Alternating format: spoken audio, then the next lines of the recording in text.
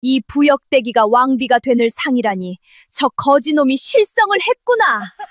정월 대보름 밤 잔치집 마당에 안방마님의 앙칼진 웃음소리가 터졌습니다. 담장 밖 거지 소년 하나가 부엌에서 나오는 종년을 보더니 물동이를 내던지고 담을 훌쩍 넘어 그 앞에 털썩 무릎을 꿇었지요. 사람들은 기겁하며 소년을 몽둥이로 두들겨 개 쫓듯 내몰았습니다. 그런데 그 소년이 어찌하여 그런 짓을 벌였는지 그날 밤에는 아무도 알지 못했습니다. 월화야담의 이야기가 계속될 수 있도록 구독과 좋아요로 응원의 마음을 보태주세요. 자, 그럼 오늘도 감동적인 옛날 이야기 지금 바로 시작합니다. 옛날 옛적 한양에서 사흘 길을 걸어야 닿는 송화 고을에 진영 대감댁이 있었습니다. 소슬대문이 하늘을 찌를 듯하고 곳간이 12채나 늘어선 큰 집이었지요. 그 집 부엌 한 구석에 나이 17의 종년 하나가 살고 있었습니다.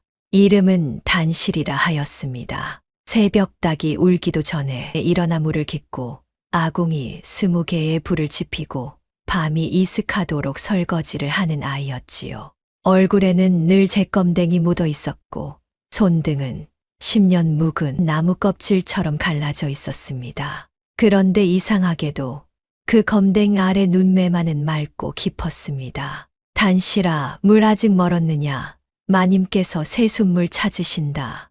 예, 지금 올립니다. 단실은 대답 한 번에 몸이 먼저 움직이는 아이였지요.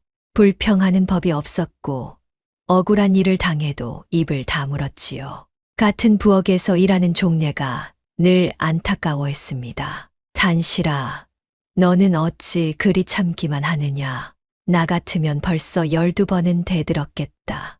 대든다고 달라질 것이 있겠니? 참으면 하루가 가고 하루가 가면 또 하루가 오는 게지. 에구, 그 속을 누가 알겠어. 내 나이 17이면 시집갈 나이인데 이 집에서 늙어 죽을까 겁이 난다. 단실은 그저 희미하게 웃을 뿐이었습니다. 그날 아침에도 작은 소동이 있었지요. 단실이 마님의 새순물을 받쳐 들고 안방으로 향하는데 보미가 마루 끝에서 발을 쓱 내밀었지요. 단실은 그만 발이 걸려 앞으로 고꾸라졌고 노떼야의 물이 마루 위에 왈칵 쏟아졌습니다. 어머나, 저 칠칠 맞은 것 좀 봐. 아침부터 재수 없게. 보미가 손으로 입을 가리며 까르르 웃었습니다. 단실은 아무 말 없이 젖은 마루를 닦았지요. 발을 건 것이 보미라는 것을 알았지만 입 밖에 내지 않았지요. 단실아, 왜 아무 말도 안 해? 아씨가 일부러 그런 걸 뻔히 봤는데. 부엌으로 돌아온 종례가 분을 참지 못하고 씩씩거렸습니다. 봤다고 무얼 어쩌겠니? 종이 아씨한테 대들면 그날로 쫓겨나는 걸. 에구, 그래도 그렇지. 사람이 어찌 저리 속이 없어. 속이 없는 게 아니라 속을 숨기는 법을 배운 것뿐이야. 단실은 젖은 치맛자락을 짜며 담담히 말했습니다. 종례는 그 말에 그만 목이 메었지요. 사실 단실에게는 아무에게도 말하지 못한 것이 하나 있었습니다. 아주 어릴 적 불길이 치솟던 밤의 기억이었지요. 누군가 자신을 등에 업고 담을 넘어 달렸고 품에 무언가를 깊이 찔러 넣어 주었습니다. 그리고 귓가에 낮은 노랫가락을 불어 넣어 주었지요. 그 가락만은 연례 해가 지나도록 잊히지 않았습니다. 단실은 설거지를 하다가도 물을 깃다가도 저도 모르게 그 노래를 흥얼거리곤 했습니다. 또 그 노래냐, 어디서 배운 노랜지 참 곱기도 하다. 나도 몰라. 그냥 마음이 힘들 때면 저절로 나오는 걸. 종례는 더 묻지 않았지요. 이 집에서 종의 지난 일을 캐묻는 것은 부질없는 짓이었으니까요. 한편 이 집의 안주인 해주댁은 송화 고을에서 모르는 이가 없는 사람이었습니다. 인심사납기로 소문이 자자했지요. 종이 밥그릇을 조금만 늦게 올려도 회초리가 날아왔고 마음에 안 드는 일이 있으면 사흘씩 곡기를 끊게 했습니다. 그런 해주댁에게 눈에 넣어도 아프지 않은 존재가 하나 있었으니 바로 외동딸 봄이었습니다. 보미는 16 나이에 비단옷만 입고 자란 아이였지요. 손에 물 한 방울 묻히지 않았고 종들을 손끝으로 부렸지요. 어머니, 저 단실이녀는 어찌 저리 굼떠요. 제 새순물 하나 제때 못 떠오고. 그러게 말이다. 저런 것을 밥 먹여 키우는 내가 미련한 게지. 모녀는 마주보며 웃었습니다. 그 웃음 속에는 종을 사람으로 여기지 않는 마음이 그대로 배어 있었지요. 가장인 진영 대감은 어떤 사람이었을까요? 벼슬은 진작에 놓았고 종일 사랑방에 앉아 붓글씨나 쓰는 사람이었습니다. 사람이 모질지는 않았으나 집안일에는 도무지 나서는 법이 없었지요. 해주댁이 무슨 일을 벌여도 허허 알아서 하시오 하고 넘길 뿐이었습니다. 대감, 요즘 저작거리에 흉흉한 소문이 돈답니다. 어느 날 저녁 해주댁이 사랑방에 들어 이렇게 말했습니다. 무슨 소문이요? 떠돌이 거지 아이 하나가 사람 얼굴만 보면 앞날을 짚는다지 뭐예요. 아무개는 옥살이 할 상이다. 아무개는 자식 잃을 상이다. 그런 소리를 함부로 짓거리고 다닌답니다. 허허, 세상에 별 아이가 다 있구려. 그런 잡소리에 귀 기울일 것 없소. 그렇긴 합니다만 어쩐지 마음이 깨름칙하여서요. 진영 대감은 대수롭지 않게 여겼지요. 그러나 해주댁의 마음 한구석에는 알 수 없는 불안이 자리 잡았지요. 그리고 그 불안은 며칠 뒤 정월 대보름 밤에 현실이 되고 말았습니다. 대보름이면 이 집에서도 큰 잔치가 열렸습니다. 마당에 멍석을 깔고 이웃 양반들을 청해 음식을 나누는 날이었지요. 단실은 그날도 새벽부터 부엌에서 손이 10개라도 모자랄 지경이었습니다. 전을 부치고 떡을 찌고 국을 끓이느라 눈코 뜰 새가 없었지요. 단실아, 이 음식상 마당에 좀 내가거라. 어서. 예. 단실이 무거운 음식상을 들고 부엌 문턱을 넘어 마당으로 나서던 그때였습니다. 담장 밖에서 웬 그림자 하나가 우뚝 멈춰 섰습니다. 누더기를 걸치고 봉둔한 발을 한 거지 소년이었지요. 나이는 10대여섯쯤 되었을까요? 소년의 눈이 단실의 얼굴에 닿는 순간 그 눈빛이 형형하게 빛나기 시작했습니다. 소년은 제 눈을 의심하듯 두어 번 껌뻑이더니 들고 있던 깨진 바가지를 툭 떨어뜨렸습니다. 그러고는 마치 홀린 사람처럼 담장을 향해 걸어오는 것이었지요. 저기 저 낭자. 소년의 목소리가 떨렸습니다. 단실은 영문을 몰라 걸음을 멈췄지요. 바로 그 순간 소년이 담을 훌쩍 넘어 마당 안으로 뛰어들었습니다. 그러고는 음식상을 든 단실 앞에 털썩 무릎을 꿇는 것이었습니다. 낭자께서는 장차 왕비가 되실 상이옵니다. 마당이 찬물을 끼얹은 듯 조용해졌지요.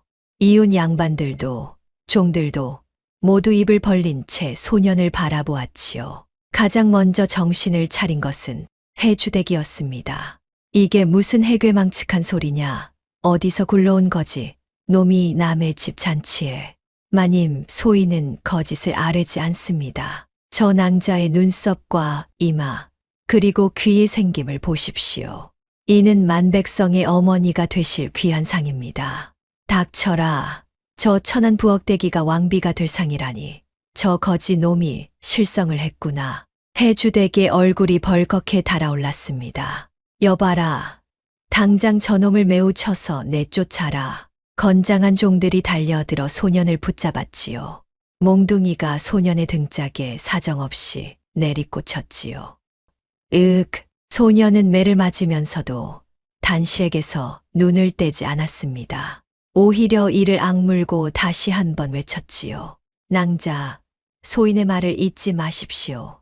낭자는 반드시 귀하게 되실 분입니다. 저놈이 아직도 더 쳐라. 단실은 얼어붙은 듯 그 자리에 서 있었습니다. 들고 있던 음식상이 손에서 흔들렸지요. 왜일까요? 저 낯선 소년의 목소리가 어쩐지 아득한 옛날 어딘가에서 들어본 것만 같았습니다. 가슴 한구석이 까닭없이 뜨거워졌지요.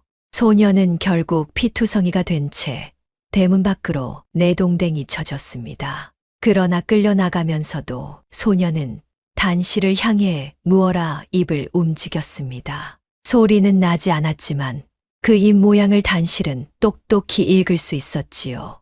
아기씨, 단실의 손에서 음식상이 툭 떨어졌습니다. 그릇이 요란한 소리를 내며 마당에 나뒹굴었지요. 이년아, 지금 무슨 짓이냐? 아까운 음식을 다 쏟아. 해주댁의 회초리가 단실의 등을 후려쳤습니다. 하지만 단실은 아픈 줄도 몰랐습니다.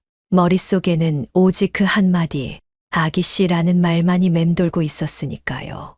그날 밤 단실은 부엌 구석에 웅크리고 앉아 오래도록 잠을 이루지 못했습니다. 부서진 창틈으로 대보름 달빛이 하얗게 흘러들었지요.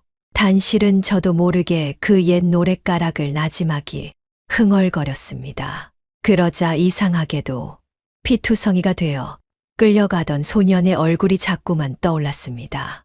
아기씨라니 나를 어찌 알고. 단실은 품속 깊이 간직한 것을 조심스레 꺼내보았지요. 빛바랜 삼배 조각이었습니다. 한쪽 귀퉁이에는 알 수 없는 무늬가 곱게 수놓여 있었지요. 어릴 적 불길 속에서 누군가 품에 넣어준 바로 그것이었습니다. 단실은 그것을 볼 때마다 가슴이 저렸습니다. 그러나 그 무늬가 무엇을 뜻하는지는 알 길이 없었지요. 어머니, 아버지, 저는 대체 누구입니까? 단실의 눈에서 뜨거운 눈물이 주르르 흘러내렸습니다. 달빛만이 그 여인 어깨를 말없이 어루만졌지요. 그때 단실은 알지 못했습니다. 이 밤을 시작으로 17해 동안 잠들어 있던 자신의 진짜 이야기가 서서히 깨어나기 시작했다는 것을요.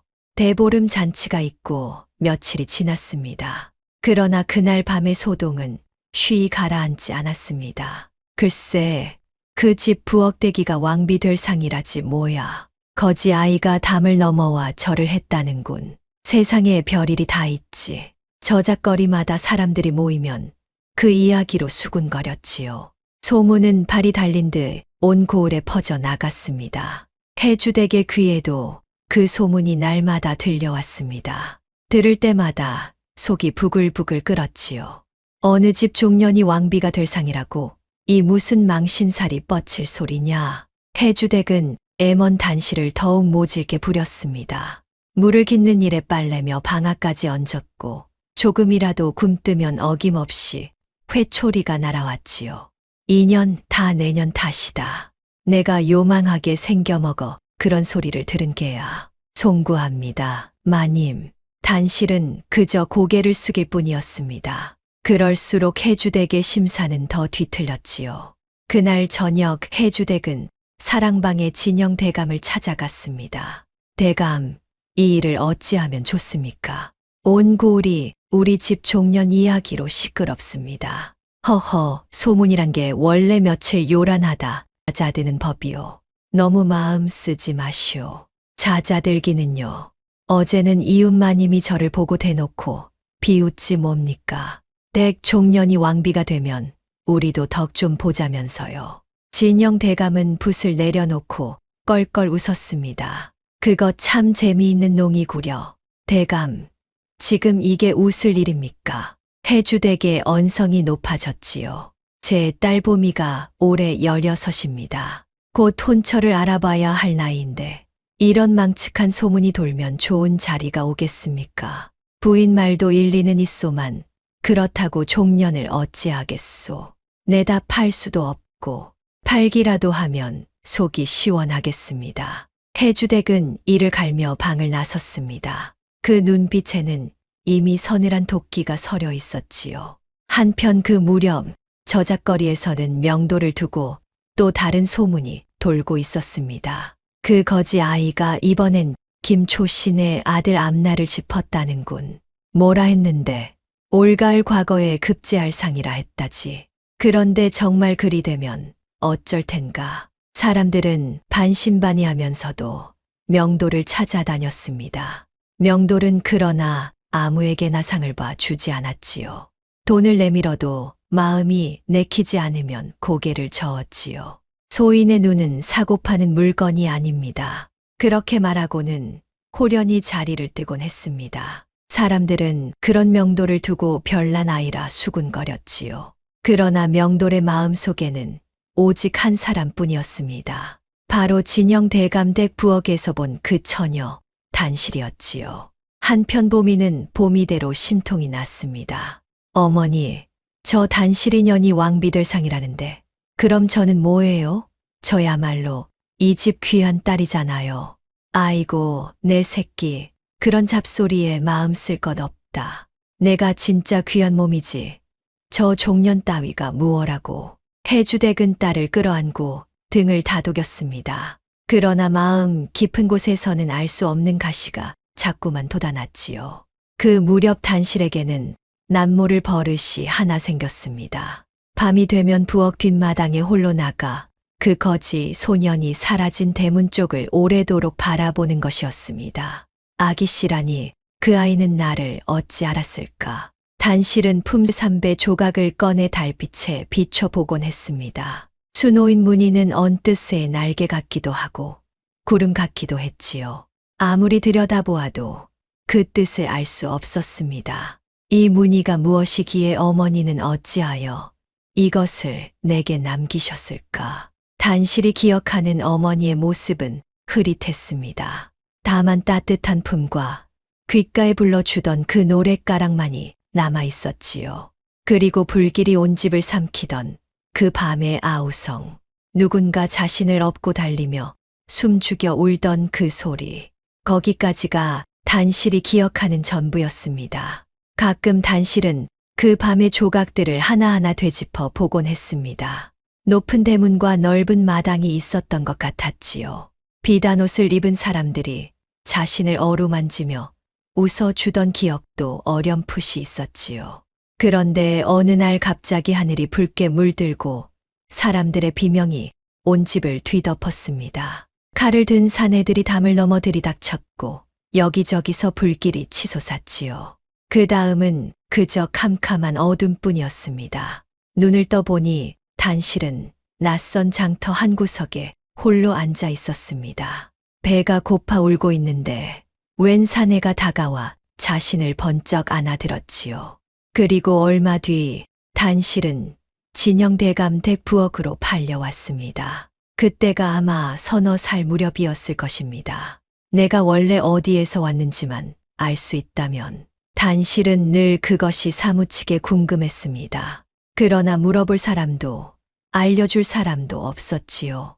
단실아, 여기서 무얼 하느냐? 이 밤중에 종례가 단실을 찾아 뒷마당으로 나왔습니다. 아무것도 아니야. 잠이 안 와서. 또 그 거지 아이 생각을 하는구나. 종례가 단실 곁에 나란히 앉았습니다. 단실아, 나는 말이다. 그 아이 말이 아주 헛소리 같지만은 않아. 무슨 소리를 하는 게냐. 너를 처음 봤을 때부터 그랬어. 아무리 검댕을 묻히고 누더기를 걸쳐도 내 얼굴 어딘가에는 종의 것이 아닌 무언가가 있어. 나 같은 것은 흉내도 못 낼 기품 말이야. 단실은 쓸쓸히 웃었지요.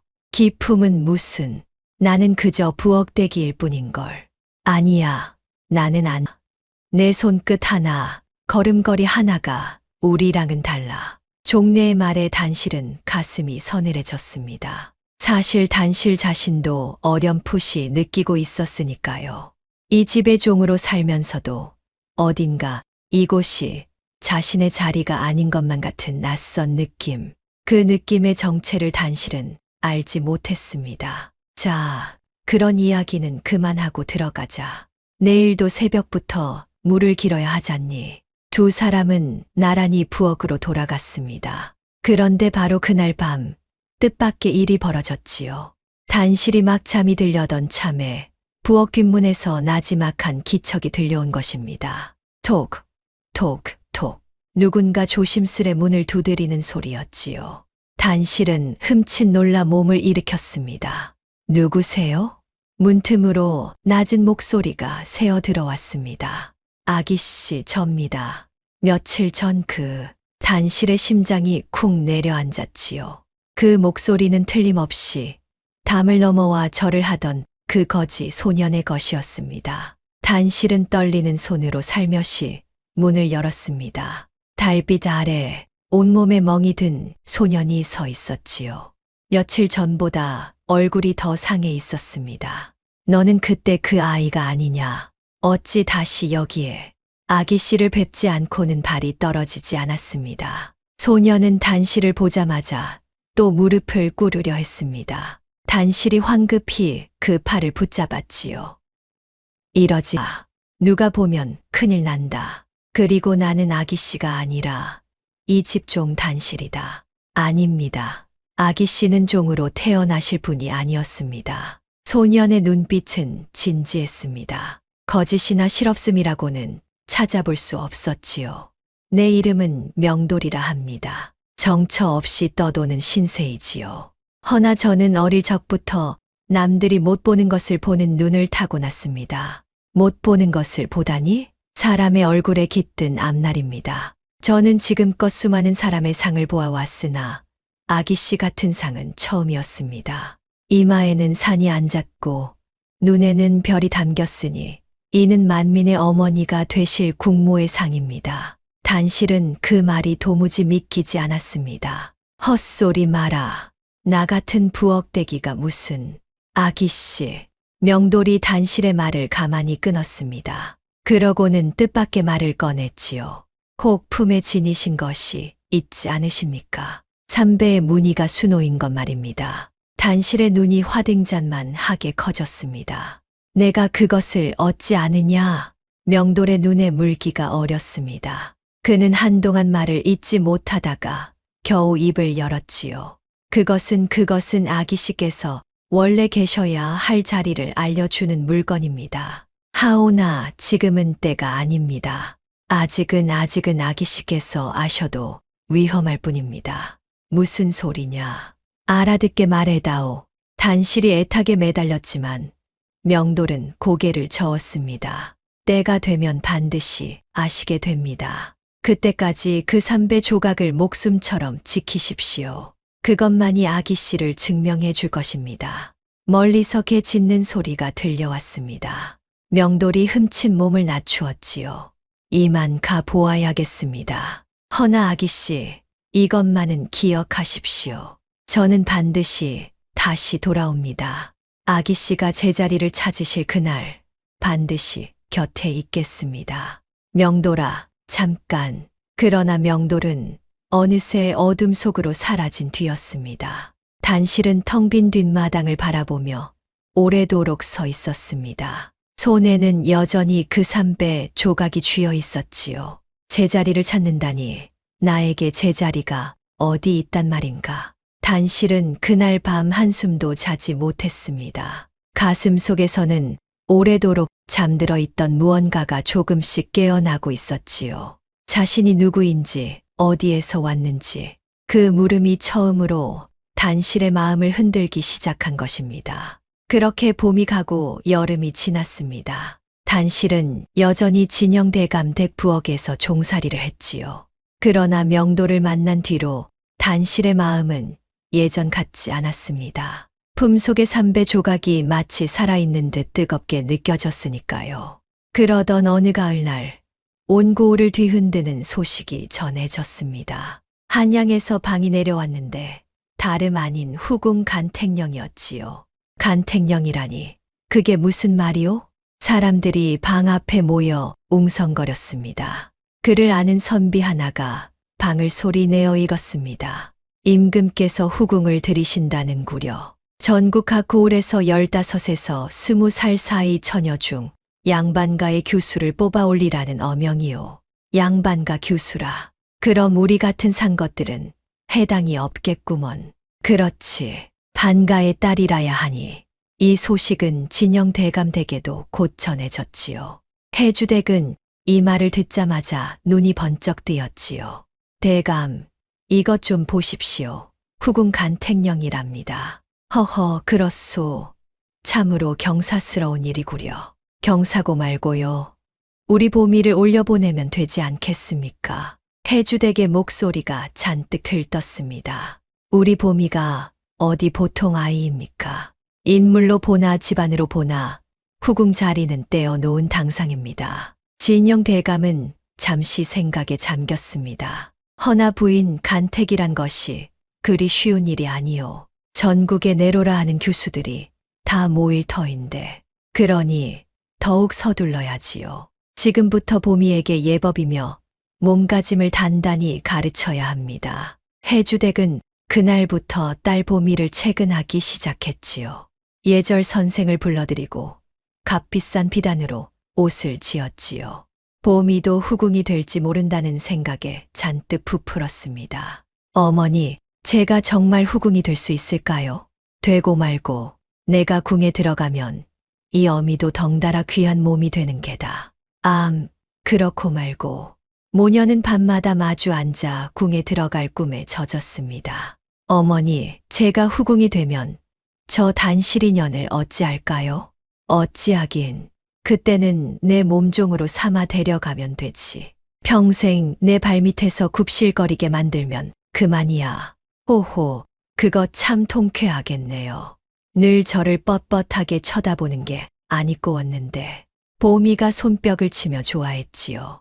그런데 어머니, 궁에 들어가면 정말 좋은 건가요? 좋고 말고 임금의 총애를 받으면 그 집안은 3대가 부귀영화를 누리는 게다.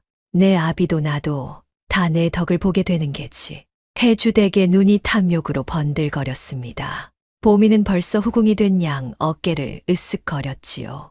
두 모녀에게 간택이란 그저 부귀영화로 가는 지름길일 뿐이었습니다. 그런데 문제가 하나 있었습니다. 보미는 인물은 반반했으나 성정이 곱지 못하고 배운 것이 없었지요. 예법을 가르쳐도 하루가 못 가 실증을 냈고 글은 도무지 머리에 들어오지 않았습니다. 아이고, 이 답답한 것사. 후궁 간택에 나가려면 시서화는 기본이다. 어찌 이리 못 외우느냐. 어머니도 참 얼굴이 예쁘면 됐지. 글은 무슨 글이에요. 보미는 입을 삐죽 내밀었습니다. 해주댁은 속이 터질 노릇이었지요. 그 무렵 마을에는 나이 지긋한 훈장 한 분이 살고 있었습니다. 한때 벼슬을 지냈다는 이 노인은 사람을 볼 줄 아는 눈이 있다 하여 마을 사람들이 두루 존경했지요. 하루는 이 훈장이 진영 대감댁에 볼 일이 있어 들렀다가 마당을 지나던 단실과 마주쳤습니다. 물동이를 이고 가던 단실이 훈장에게 공손히 길을 비켜 인사를 올렸지요. 훈장은 그 모습을 한참이나 바라보았습니다. 얘야, 잠깐 이리 와 보아라. 예, 어르신, 무슨 일이신지요? 내 나이가 몇이며 이 집에서 무슨 일을 하느냐? 17이 없고 부엌일을 하옵니다. 훈장은 고개를 끄덕이더니 조용히 말했습니다. 얘야, 한 가지만 일러주마. 사람이란 그 처지가 아무리 낮아도 마음의 그릇까지 낮아지는 것은 아니니라. 귀한 그릇은 부뚜막 잿더미 속에 있어도 그 빛을 잃지 않는 법이니라. 단실은 그 말뜻을 다 헤아리지 못했지요. 그저 어렴풋이 고개를 숙였을 뿐이었지요. 소인 같은 것에게 과분한 말씀이옵니다. 허허, 두고 보아라. 언젠가 이 늙은이의 말을 떠올릴 날이 오리라. 훈장은 그 말을 남기고 표표히 사라졌습니다. 단실은 그 말을 마음 한구석에 조용히 담아두었지요. 그때는 그 말이 훗날 자신에게 어떤 의미로 다가올지 알지 못했습니다. 그러던 어느 날이었습니다. 해주댁이 딸의 방에 예법 선생을 데리고 마루를 지나던 참이었지요. 부엌 쪽에서 낭낭한 목소리가 흘러나왔지요. 누군가 시를 읊고 있었습니다. 그것도 어려운 옛시를 한자도 틀리지 않고 곱게 읊은 것이었습니다. 해주댁은 걸음을 멈추고 귀를 기울였지요. 저것이 누구냐? 보미 선생인가? 그러나 소리는 분명 부엌에서 나고 있었습니다. 해주댁이 살금살금 다가가 부엌 안을 들여다보았지요. 그런데 이게 웬일입니까? 시를 읊고 있는 것은 다름 아닌 종년 단실이었습니다. 단실은 아궁이 앞에 앉아 불을 지피면서 저도 모르게 흥얼거리듯 시를 읊고 있었지요. 저것이 해주댁은 제 눈과 귀를 의심했습니다. 일자무식이어야 할 종년이 어찌 저런 시를 안단 말입니까? 그때 곁에 있던 종례가 감탄하며 말했습니다. 단실아, 너는 어찌 그런 어려운 글을 다 아느냐? 나는 한 구절도 모자라 듣겠는데. 글쎄 나도 모르겠어. 그냥 어릴 적 어디선가 들은 것 같은데 저절로 입에서 나오는 걸. 단실은 멋쩍게 웃었습니다. 어릴 적에 누가 이런 시를 읊어주기라도 했단 말이냐? 응, 어렴풋한데 아주 따뜻한 목소리였어. 나를 무릎에 앉히고 글자를 하나하나 짚어주던 손길도 기억나고, 종의 자식이 무릎에 앉아 글을 배웠다고 그게 말이 되니? 종례가 고개를 갸웃했지요. 단실도 스스로 이상하다 여겼지요. 종으로 태어났다면 어찌 그런 기억이 있을 수 있단 말입니까? 나도 모르겠어. 그냥 꿈이었는지도 몰라. 단실은 얼른 말끝을 흐렸습니다. 그러나 마음 깊은 곳에서는 자꾸만 무언가가 걸렸지요. 그날 밤 명돌이 남긴 말이 다시 떠올랐습니다. 아기 씨는 종으로 태어나실 분이 아니었습니다. 단실은 가만히 품삼배 조각을 만졌습니다. 혹시 정말 나에게 남모를 사연이 있는 것일까? 해주댁은 부엌문 뒤에 숨어 그 광경을 지켜보았지요. 가슴 속에서 알 수 없는 불길이 확 치솟았습니다. 저 천한 것이 어찌 우리 봄이도 못 외우는 시를. 질투와 불안이 뒤섞인 서늘한 감정이었습니다. 바로 그 순간 대보름 밤 명돌이 외쳤던 말이 해주댁의 귓가에 되살아났지요. 저 낭자는 장차 왕비가 되실 상이옵니다. 해주댁의 등줄기로 소름이 쫙 끼쳤습니다. 설마 그 거지 놈의 말이 정말이란 말인가? 해주댁은 세차게 고개를 저었습니다. 아니다. 아니야. 종년은 종년일 뿐이다. 그런 일은 있을 수 없어. 그러나 한 번 자리 잡은 불안은 쉬이 가시지 않았습니다. 그날 이후 해주댁은 단실을 볼 때마다 가슴이 서늘해졌지요.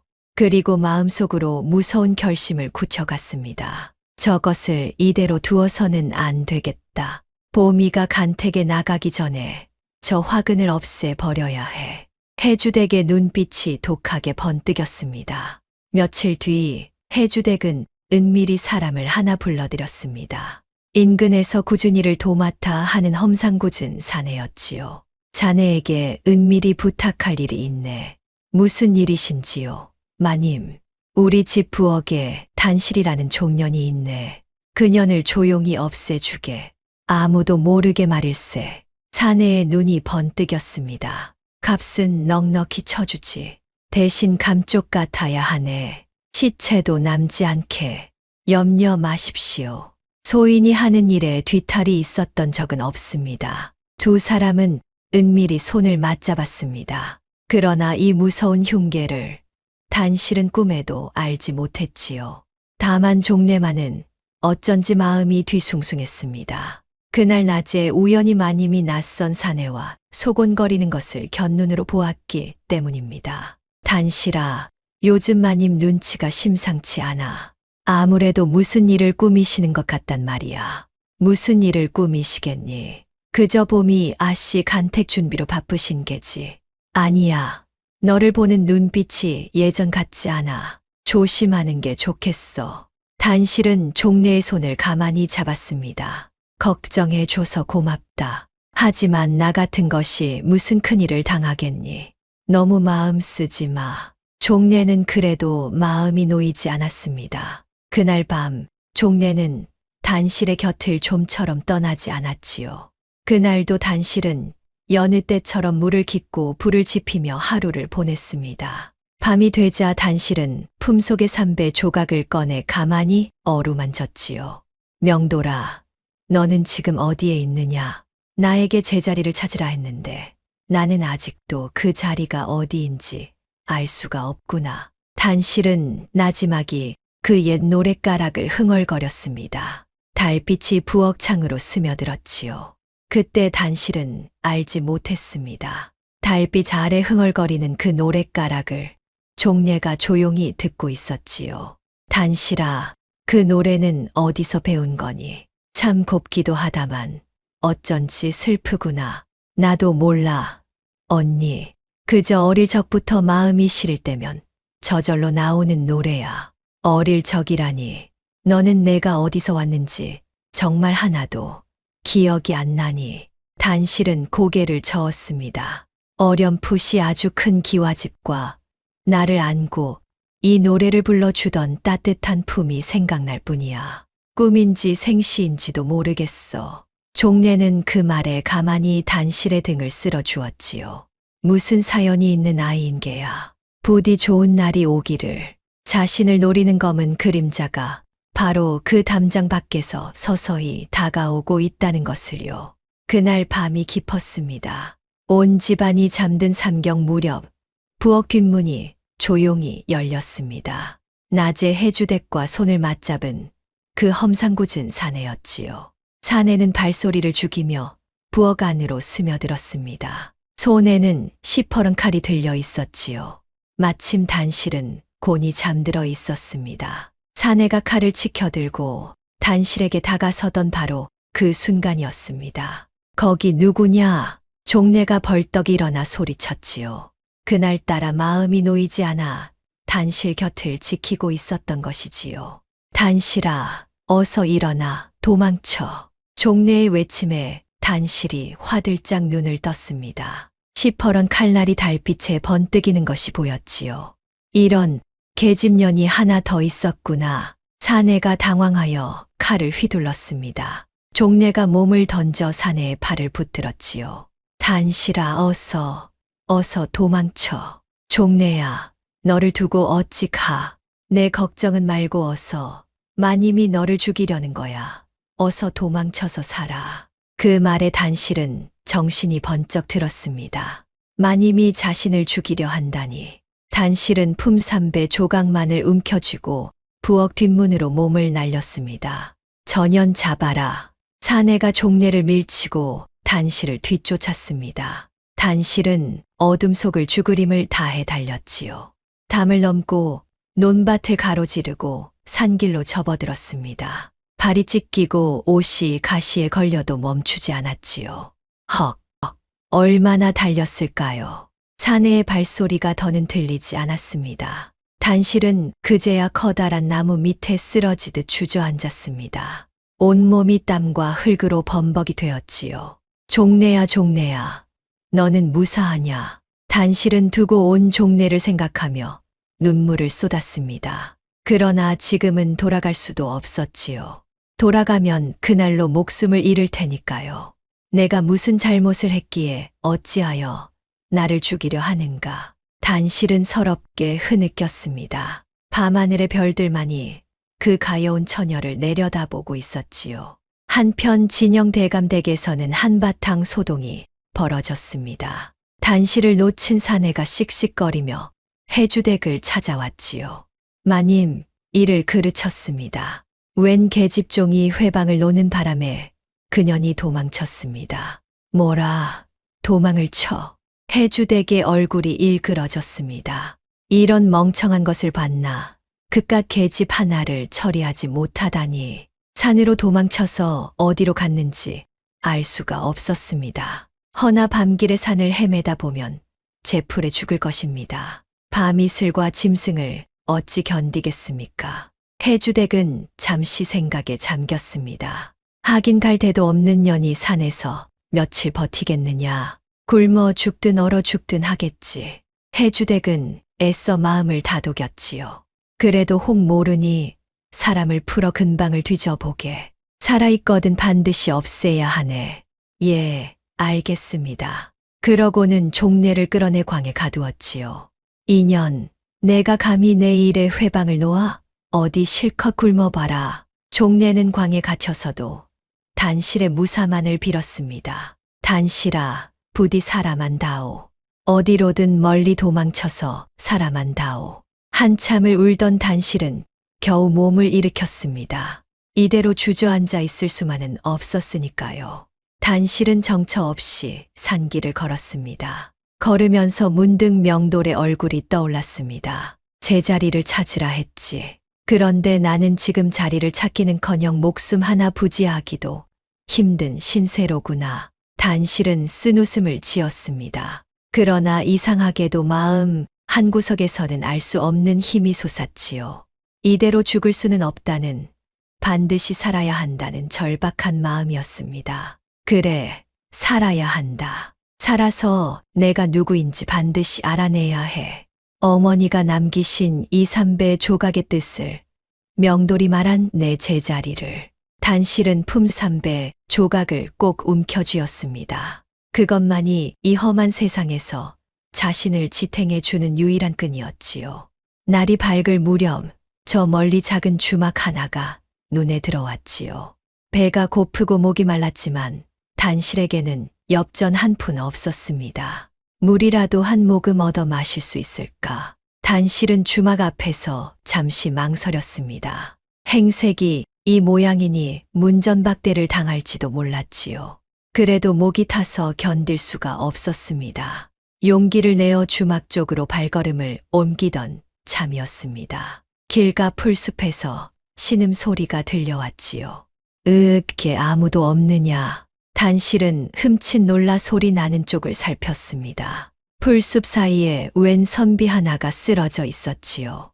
말끔한 도포 차림이었으나 이마에서는 피가 흐르고 안색이 창백했습니다. 곁에는 화살 하나가 부러진 채 나뒹굴고 있었지요. 나리, 정신 차리십시오. 단실은 얼른 달려가 선비를 부축했습니다. 선비는 가쁜 숨을 몰아쉬며 간신히 눈을 떴지요.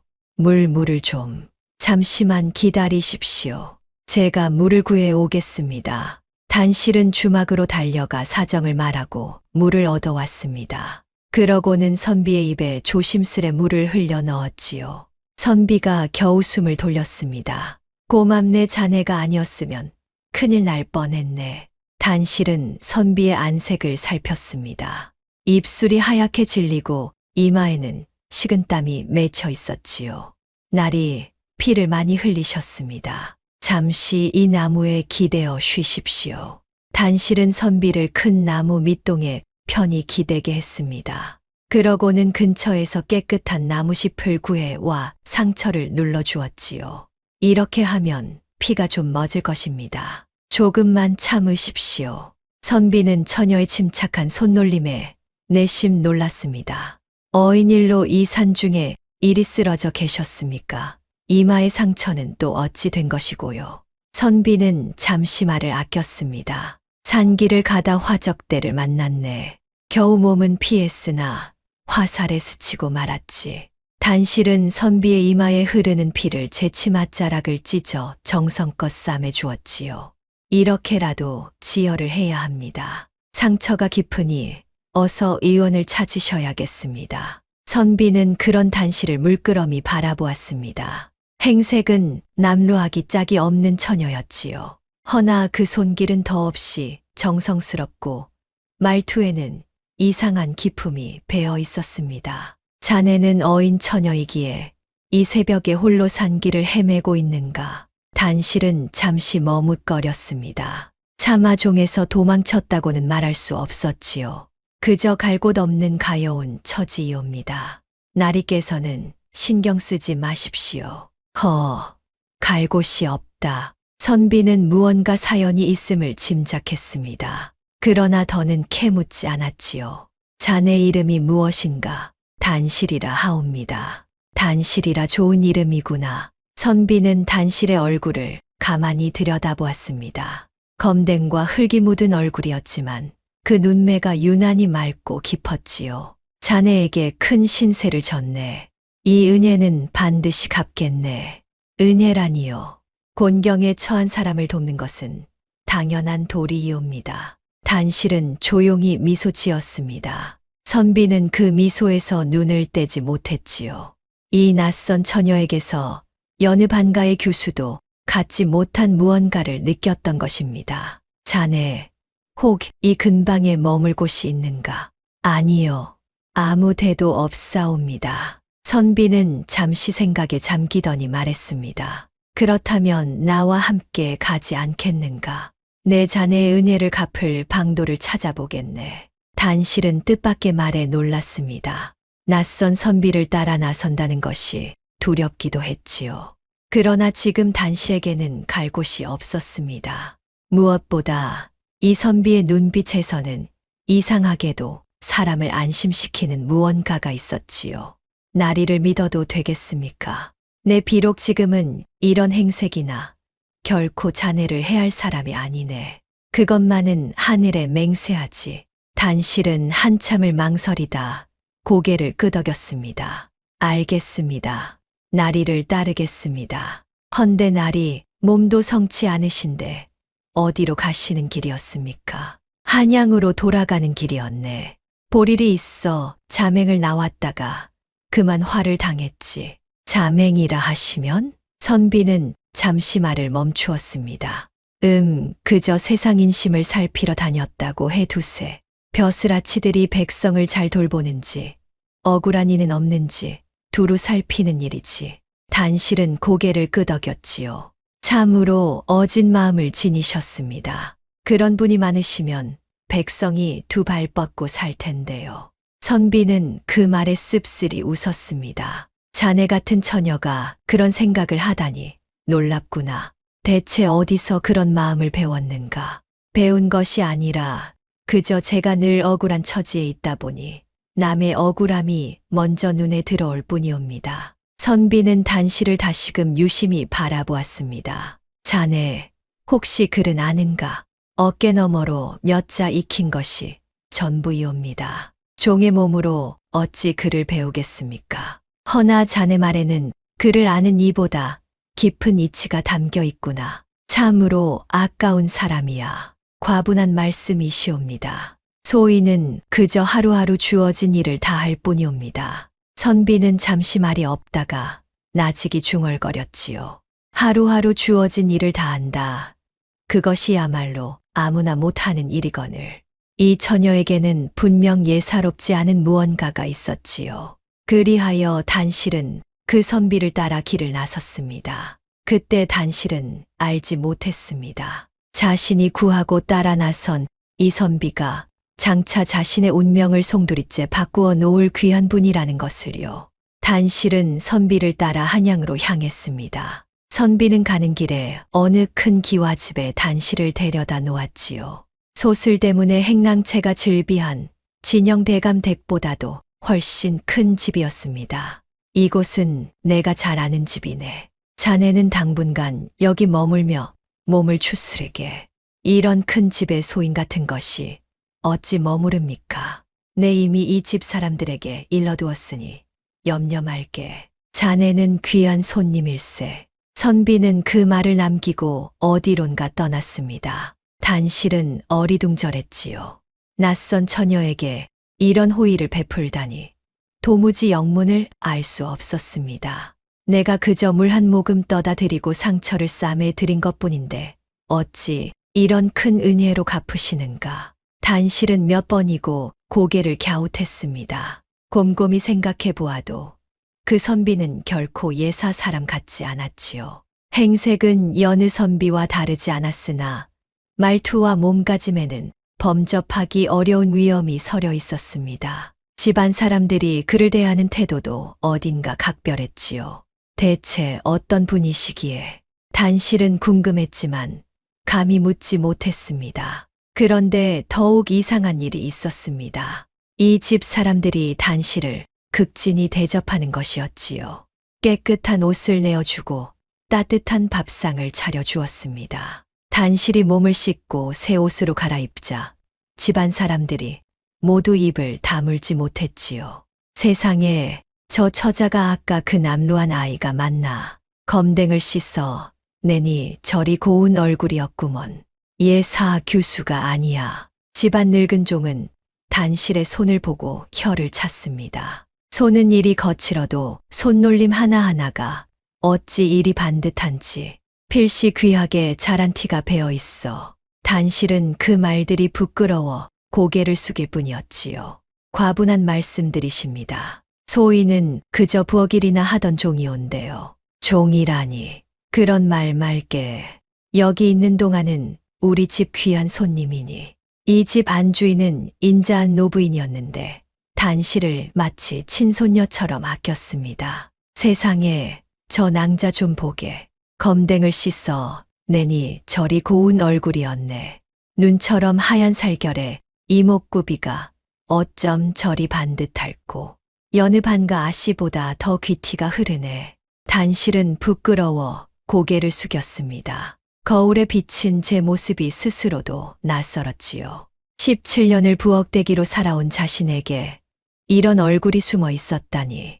내가 정말 나란 말인가. 단실은 믿기지 않아 몇 번이고 거울을 들여다보았습니다. 이 집의 안주인으로 보이는 부인이 단실을 각별히 챙겼습니다. 낭자, 어려워 말고 편히 지내시게. 상처가 아물 때까지 얼마든지 머물러도 좋으니 이렇게 큰 은혜를 소인이 무엇으로 갚아야 할지 모르겠습니다. 은혜라니 당치 않네. 나리께서 자네 덕에 목숨을 건지셨다 들었네. 오히려 우리가 자네에게 갚아야 할 처지지. 단실은 몸 둘 바를 몰랐지요. 부인은 단실에게 이것저것 묻기도 했지요. 자네, 글은 좀 아는가? 어깨 너머로 조금 익힌 것이 전부이옵니다. 부인이 시 한 수를 읊어보라 하자 단실은 부끄러워하며 옛시를 읊었습니다. 그 낭낭한 목소리와 정확한 구절의 부인은 깜짝 놀랐지요. 세상에 어깨 너머로 익힌 솜씨가 이 정도라니. 자네는 필시 예사 집안의 교수가 아닐 것이야. 단실은 그저 고개를 숙일 뿐이었습니다. 그렇게 며칠이 지났습니다. 단실은 이 큰 집에서 편히 쉬며 몸을 추슬렀지요. 부인의 배려로 바느질도 하고 글도 다시 익히며 단실은 조금씩 잃었던 자신을 되찾아 갔습니다. 부엌대기 종으로 살 때는 상상도 못하던 나날이었지요. 그러던 어느 날 뜻밖의 손님이 담장 밖에 찾아왔습니다. 바로 거지 소년 명돌이었지요. 누님, 여기 계셨군요. 얼마나 찾았는지 모릅니다. 명돌아, 내가 어찌 얘까지 왔느냐. 단실은 반가움에 눈물이 핑 돌았습니다. 멍석마리를 당해 쫓겨난 그 소년이 여태 저를 잊지 않고 찾아온 것이었지요. 누님이 그 댁을 떠나셨다는 말을 듣고 팔도를 헤매며 여기까지 왔어요. 이 미련한 것사, 너 하나 몸 건사하기도 힘들 터인데 어찌 나를 찾아다녔단 말이냐. 명돌은 씩 웃을 뿐이었습니다. 그러고는 검댕을 씻어 낸 단실의 얼굴을 물끄러미 바라보더니 나직이 중얼거렸지요. 역시 제가 잘못 본 게 아니었어요. 누님은 이런 데 묻혀 있을 분이 아니에요. 또 그 소리냐. 그 말 때문에 내가 매를 맞고 쫓겨나지 않았느냐. 그 매는 하나도 아깝지 않았어요. 누님, 제 말을 믿으세요. 머자나 누님의 진짜 자리가 드러날 거예요. 단실은 그 말을 다 믿지는 않았지만 명돌의 그 맑은 눈만은 오래도록 잊히지 않았지요. 고맙다, 명돌아. 이 험한 세상에 나를 위해 주는 이가 너 하나로구나. 누님, 이거 하나만 여쭐게요. 혹시 어릴 적 부르던 노래 같은 게 있으세요? 단실은 고개를 갸웃했습니다. 노래라니, 그저 마음이 시릴 때면 저절로 흥얼거리는 가락이 하나 있긴 하다만 명돌의 눈이 잠시 반짝였지요. 허나 그는 더 캐묻지 않고 그저 알듯 말듯한 미소만 지었습니다. 아니에요. 언젠가 그 노래를 제게도 들려주세요. 그럼 저는 이만 가볼게요. 벌써 가려고 하룻밤 묵어가지 그러느냐. 저 같은 것이 이런 대갓집에 어찌 묵겠어요. 담장 밖에서 누님 잘 계신 것만 봐도 저는 좋게요. 명돌은 그렇게 훌쩍 담장 밖으로 사라졌습니다. 단실은 소년이 사라진 자리를 오래도록 바라보았지요. 가슴 한구석에서 알 수 없는 예감이 조용히 피어올랐습니다. 며칠 뒤 단실을 구해 주었던 그 선비가 다시 집을 찾았습니다. 이번에는 상처도 다 나은 듯 안색이 훨씬 좋아 보였지요. 단실이 그간 잘 지냈는가? 나리, 상처는 다 나으셨습니까? 자네 덕에 이렇게 멀쩡해졌네. 그래, 여기 지내는 것은 불편하지 않은가? 불편하다니요. 분에 넘치는 대접을 받고 있사옵니다. 선비는 단실에 달라진 모습을 보고 잠시 말을 잃었습니다. 검댕을 씻어 낸 단실은 그야말로 선녀가 따로 없었지요. 단정히 빗은 머리에 고운 얼굴, 그리고 여전히 변치 않는 그 맑고 깊은 눈매. 자네 참으로 몰라보게 달라졌구나. 선비의 목소리에 저도 모르게 따스함이 배어 나왔습니다. 단실은 얼굴을 붉히며 고개를 숙였지요. 나리, 한 가지 여쭤도 되겠습니까? 나리께서는 어인 연유로 소인 같은 것에게 이토록 은혜를 베푸십니까? 선비는 잠시 단실을 바라보다 조용히 말했습니다. 글쎄, 나도 잘 모르겠네. 다만 자네를 처음 본 순간 어쩐지 그냥 지나칠 수 없는 사람이라는 생각이 들었을 뿐이야. 두 사람 사이에 잠시 말없는 침묵이 흘렀습니다. 나리, 몸이 다 나으시면 어디로 가시옵니까? 가야 할 곳이 있네. 아주 무거운 짐이 기다리는 곳이지. 무거운 짐이라니요. 선비는 빙그레 웃을 뿐 더는 말하지 않았지요. 언젠가 자네가 그 짐이 무엇인지 알게 되는 날이 올 것이야. 그때 자네가 나를 미워하지 않았으면 좋겠구나. 단실은 그 말뜻을 알 수 없어 그저 고개를 갸웃했지요. 그 침묵 속에는 서로도 미처 알지 못하는 어떤 마음이 조용히 싹 트고 있었습니다. 그날 이후로 선비는 자주 단실을 불러 이런저런 이야기를 나누었지요. 자네는 종으로 지내면서 억울한 일을 많이 겪었겠구나. 억울한 일이야 이루 셀 수도 없지요. 허나 그것을 원망한들 무엇하겠습니까? 원망은 제 마음만 좀먹을 뿐이온데요. 선비는 그 말에 잠시 숟가락을 멈추었습니다. 원망이 제 마음을 좀먹는다. 자네는 그 이치를 어찌 알았는가? 배워서 안 것이 아니옵니다. 그저 모진 세월을 견디다 보니 미워하는 마음이 저를 가장 먼저 무너뜨린다는 것을 알게 되었을 뿐이옵니다. 선비는 단실을 물끄러미 바라보았지요. 여느 대갓집 교수도 하지 못할 말을 검댕 묻은 부엌대기가 담담히 하고 있었으니까요. 자네가 만약 높은 자리에 오른다면 백성을 어찌 다스리겠는가? 단실은 잠시 생각에 잠겼습니다. 소인이 어찌 그런 자리를 넘보겠습니까? 다만 굳이 말씀드리자면 가장 낮은 자의 억울함부터 살피고 싶사옵니다. 높은 데서는 보이지 않는 눈물이 낮은 데에는 참으로 많으니까요. 선비의 눈빛이 깊어졌지요. 이 처녀의 말 한마디 한마디가 그가 평생 곁에 두고 들어온 어떤 대신들의 말보다 깊고 고닫기 때문입니다. 자네는 참으로 예사 사람이 아니로구나. 놀리지 마십시오. 나리, 한낱 종년의 헛소리이옵니다. 아닐세. 나는 지금껏 자네 같은 사람을 본 적이 없네. 선비의 목소리에는 진심이 담겨 있었지요. 그 진심을 느낀 단실의 얼굴이 붉게 물들었습니다. 두 사람 사이에는 신분도 처지도 뛰어넘는 어떤 따뜻한 정이 조용히 자라나고 있었지요. 허나 그 정이 장차 어떤 운명으로 이어질지 그때의 단실은 짐작조차 하지 못했습니다. 하루는 선비가 단실에게 뜻밖의 것을 물었습니다. 자네는 앞으로 어찌 살고 싶은가? 바라는 것이 있거든 말해보게.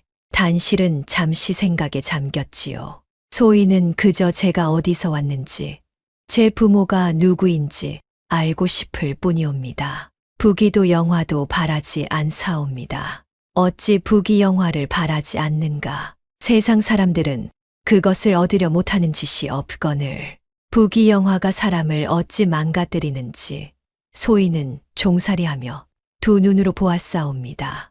남의 것을 탐하는 마음이 결국 제 주인을 어떻게 갉아먹는지를요. 선비는 그 말에 오래도록 단실을 바라보았습니다. 자네는 참으로 드문 사람이로구나. 내 곁에 자네 같은 이가 있다면 얼마나 든든하겠는가. 나리도 참 소인 같은 것을 두고 그런 말씀을. 단실은 부끄러워 고개를 숙였지요. 허나 선비의 눈빛만은 더없이 진지했습니다.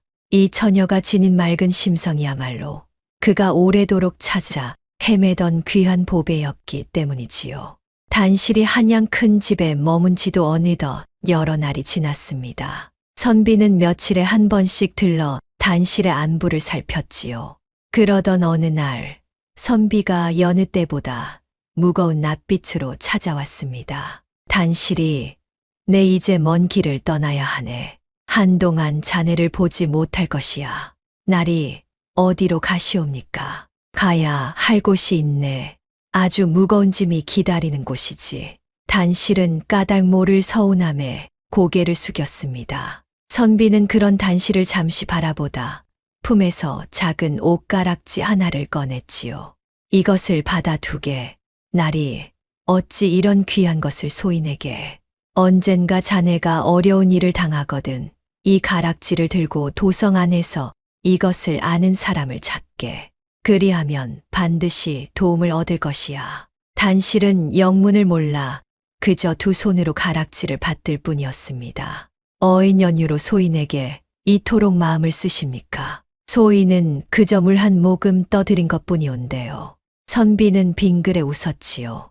사람이 사람을 귀히 여기는데 무슨 연유가 필요하겠는가. 자네는 내 목숨을 구했고 나는 그 마음을 잊지 못할 뿐이네. 선비가 대문을 나서자 어디선가 준말을 탄 사내 몇이 나타나 그를 깍듯이 모시고 사라졌습니다. 단실은 그 뒷모습이 보이지 않을 때까지 오래도록 서 있었지요. 참으로 예사 어른이 아니셨어. 곁에 있던 집안 노부인이 조용히 미소 지었습니다. 그분이 누구신지 너는 아직 모르는 게 좋겠구나. 때가 되면 절로 알게 될 것이야. 노부인의 말에는 알 수 없는 여운이 담겨 있었지요. 단실은 손 안의 가락지를 가만히 들여다보았습니다. 가락지에는 작은 꽃 문양이 새겨져 있었는데 어쩐지 낯이 익었지요. 이 문양 어디서 본 듯한데. 단실은 문득 품속의 삼배 조각을 꺼내보았습니다. 세상에 하나뿐인 어머니의 유품, 낡은 그 천 조각에도 꽃 같은 꽃 문양이 수놓여 있었지요. 가락지의 문양과 삼배의 문양이 놀랍도록 닮아 있었습니다. 단실의 가슴이 두근거리기 시작했지요. 어찌 같은 문양이 이게 대체 무슨 일일까? 허나 그 뜻을 헤아릴 길이 없었습니다. 단실은 그저 가락지와 삼배 조각을 함께 품에 고이 간직할 뿐이었지요. 한편 송화고을의 진영 대감댁에서는 발칵 뒤집힐 일이 벌어지고 있었습니다. 죽은 줄로만 알았던 단실이 감쪽같이 사라졌으니 말입니다. 그날 밤 자객을 보냈던 해주댁은 이튿날 광에서 시신이 나오기만을 기다렸지요. 허나 나온 것은 시신이 아니라 텅 빈 방과 부서진 뒷문뿐이었습니다. 이게 어찌 된 일이냐? 그 계집이 어디로 사라졌단 말이냐? 해주댁은 노발대발하며 온 집안을 뒤졌습니다. 허나 단실의 행방은 묘연했지요. 자객으로 보낸 사내마저 그날 이후 자취를 감추었으니 무슨 일이 벌어진 것인지 알 길이 없었습니다. 혹 그년이 관하에 고변이라도 하면 해주댁은 문득 등골이 서늘해졌지요. 종을 함부로 죽이려 한 것이 밝혀지면 아무리 대감댁이라도 무사하지 못할 터였습니다.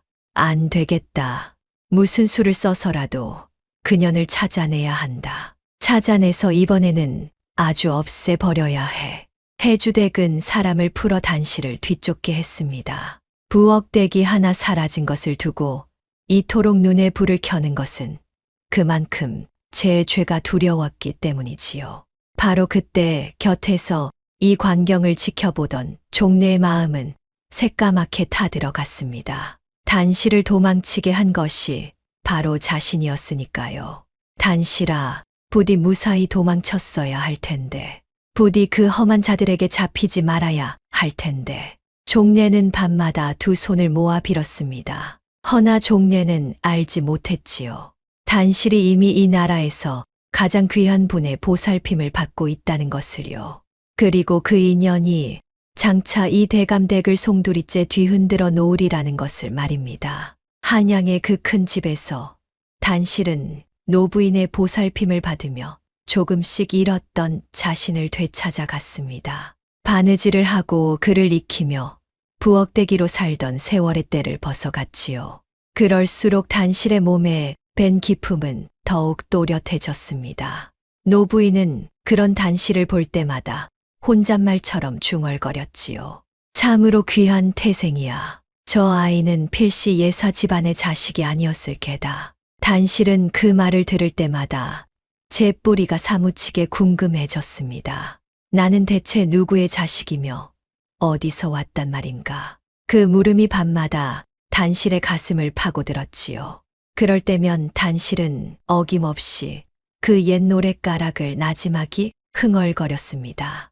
누가 불러주었는지도 모를, 그러나 마음 깊이 새겨진 그 자장가를 말입니다. 그러던 어느 날이었습니다. 단실이 뒷마당에서 그 자장가를 흥얼거리고 있는데 담장 밖에서 익숙한 목소리가 들려왔지요.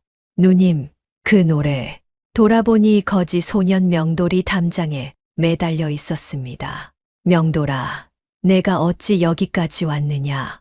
누님이 이 큰 집에 계시다는 말을 듣고 한달음에 달려왔지요. 무사하셔서 다행이에요. 단실은 반가움에 한 걸음에 달려 나가 명돌을 맞았습니다. 이 미련한 것사, 그 먼 길을 또 걸어왔단 말이냐. 누님이 걱정돼서요. 그 댁을 떠나셨다기에 얼마나 마음을 졸였는지 몰라요. 명돌은 그러고는 단실의 얼굴을 물끄러미 바라보았지요. 누님, 아까 부르시던 그 노래 말이에요. 그거 어디서 배우신 거예요? 글쎄다, 나도 모르겠구나. 어릴 적부터 그저 저절로 나오는 노래야. 왜 그러느냐? 명돌은 무슨 말을 하려다 입을 다물었습니다. 그저 두 눈에 알 수 없는 물기가 어릴 뿐이었지요. 아니에요. 그냥 참 곱고도 슬픈 노래라서요. 그러고 보니 너도 그 노래를 아는 듯 굴었지. 지난번에도 그러더니. 명돌은 얼른 화제를 돌렸습니다. 누님, 혹시 그 선비 나리께서 뭘 주고 가시지 않았어요? 단실은 놀라 명돌을 바라보았지요. 내가 그것을 어찌 아느냐. 그냥 그런 예감이 들었어요. 그 가락지 잘 간직하고 계세요. 그게 누님을 지켜줄 거예요.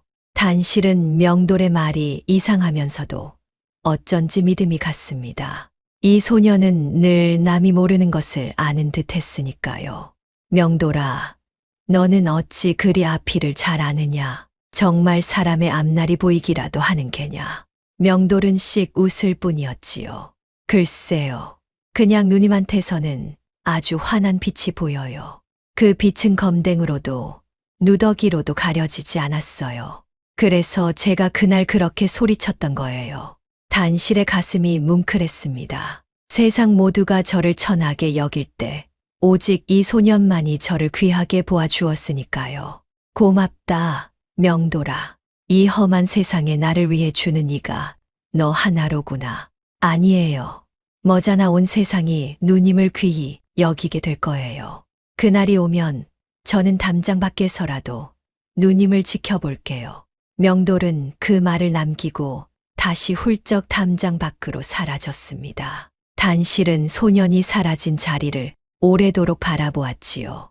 그 소년의 마리씨가 되려는 듯 단실의 앞날에는 정말로 큰일이 다가오고 있었습니다. 그 무렵 한양 저작거리에는 이상한 소문 하나가 돌고 있었지요. 14년 전 억울하게 멸문당한 어느 충신 가문의 마지막 핏줄을 찾는다는 소문이었습니다. 그 가문의 노대 부인이 죽기 전에 잃어버린 손녀를 찾겠다며 온 도성을 뒤지고 있다는 것이었지요.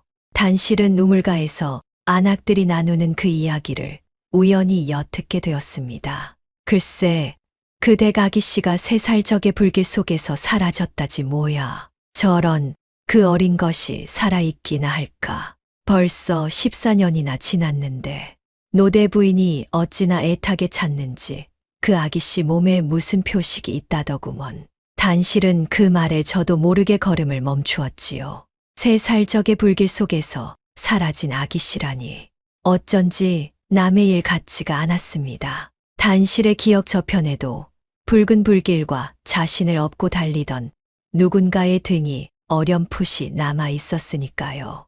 허나 단실은 이내 고개를 저었습니다. 설마 나 같은 부엌대기가 그런 귀한 가문에 핏줄일 리가 있나. 단실은 그 생각을 애써 지웠지요. 허나 품삼배 조각과 옷가락지가 그날따라 유난히 무겁게 느껴졌습니다. 그 두 물건에 새겨진 꽃 문양이 자꾸만 단실의 마음을 뒤흔들었기 때문이지요. 무언가 오래도록 잠겨 있던 문이 조금씩 열리려 하고 있었습니다. 그날 저녁 노부인이 단실을 조용히 불렀습니다. 얘야, 오늘 낯빛이 어두워 보이는구나. 무슨 근심이라도 있느냐? 아니옵니다. 그저 문득 제 어미 아비가 그리워졌을 뿐이옵니다. 내 부모는 어떤 분들이셨느냐? 단실은 쓸쓸히 고개를 저었지요.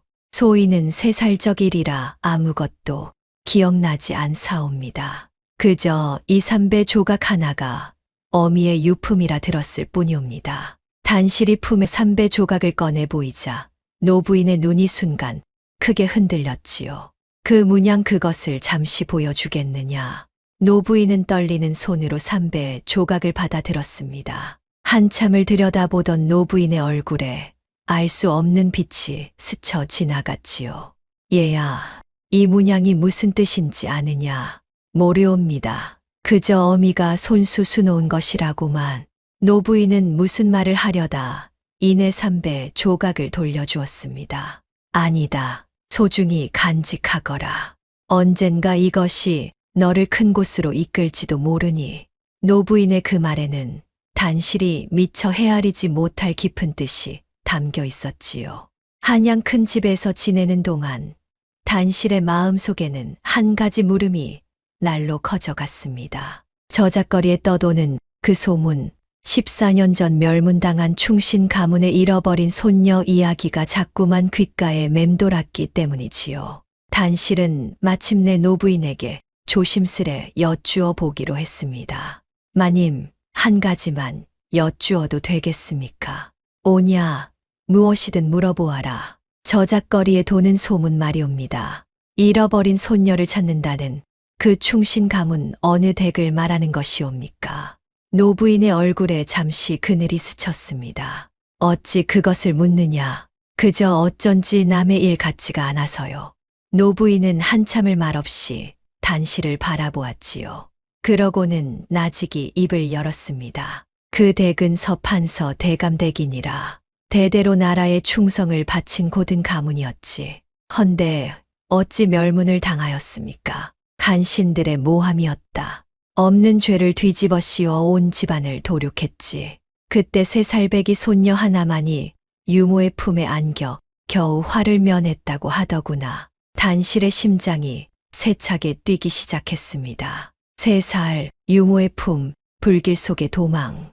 그 모든 것이 제 어렴풋한 기억과 겹쳐졌기 때문이지요. 그 아기 씨는 지금 어디에 있사옵니까?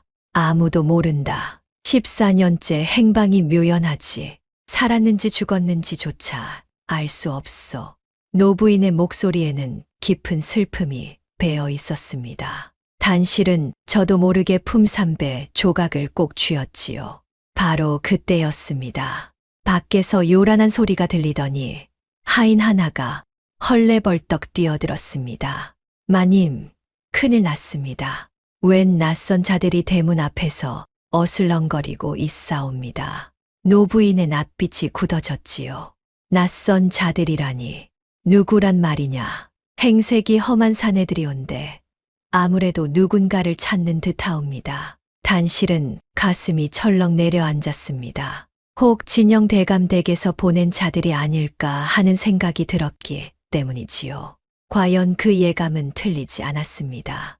해주댁이 풀어놓은 자들이 마침내 단실의 자취를 쫓아 한양까지 이른 것이었지요. 단실아, 너 혹 저 자들에게 쫓기는 몸이냐? 노부인의 물음에 단실은 사실대로 아뢰었습니다. 제가 진영 대감댁 종이었다는 것, 안주인이 저를 죽이려 하여 도망쳐 왔다는 것을 낱낱이 털어놓았지요. 노부인은 그 사연을 듣고 분노했습니다. 저런 몹쓸 것들을 보았나. 죄 없는 아이를 죽이려 들다니. 걱정 말거라. 이 집에 있는 한 누구도 너를 해치지 못한다. 노부인은 곧 집안의 장정들을 풀어 그 사내들을 쫓아버렸습니다. 허나 사내들은 물러가면서도 이를 갈았지요. 두고 봐라. 반드시 저 계집을 잡아가고 말 테다. 그날 밤 단실은 좀처럼 잠을 이루지 못했습니다. 쫓기는 신세도 서러웠거니와 낮에 들은 서판서 가문의 이야기가 머릿속을 떠나지 않았기 때문이지요. 단실은 품에서 삼배 조각과 옷가락지를 나란히 꺼내 놓았습니다. 두 물건에 새겨진 꽃 문양이 달빛 아래 똑같이 빛나고 있었지요. 이 문양은 대체 무엇을 뜻하는 것일까? 어찌 어미의 유품과 나리의 가락지에 같은 문양이 있는 것일까? 단실은 저도 모르게 그 옛 자장가를 나지막이 흥얼거렸습니다. 자장자장 우리 아기 꽃밭에서 잠이 드네. 그 노래가 문틈으로 새어나가 마침 마당을 지나던 노부인의 귀에 가 닿았지요. 노부인은 그 자리에 우뚝 멈춰 섰습니다. 온몸이 사시나무 떨듯 떨렸지요. 저 노래는 노부인의 두 눈에서 눈물이 주르르 흘러내렸습니다. 그것은 온 세상에서 오직 한 사람, 서판서 댁 노대부인만이 아는 자장가였기 때문입니다. 바로 그 자신이 3살배기 손녀를 품에 안고 불러주던 노래였으니까요. 노부인은 떨리는 손으로 방문을 열었습니다. 얘야, 그 노래를 어디서 배웠느냐?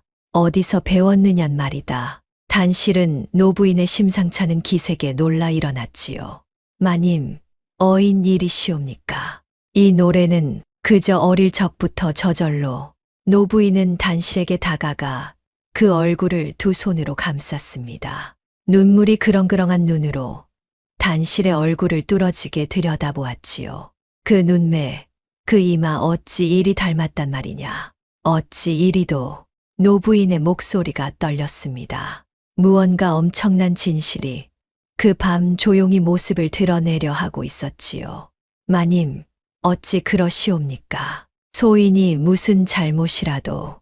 아니다. 아니야.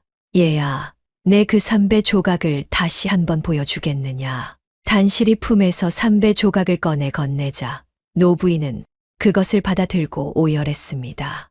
맞다. 이 문양은 틀림없는 우리 서씨 가문의 문양이야. 내가 손수술을 놓아 우리 아기 베넷저고리에 달아주었던.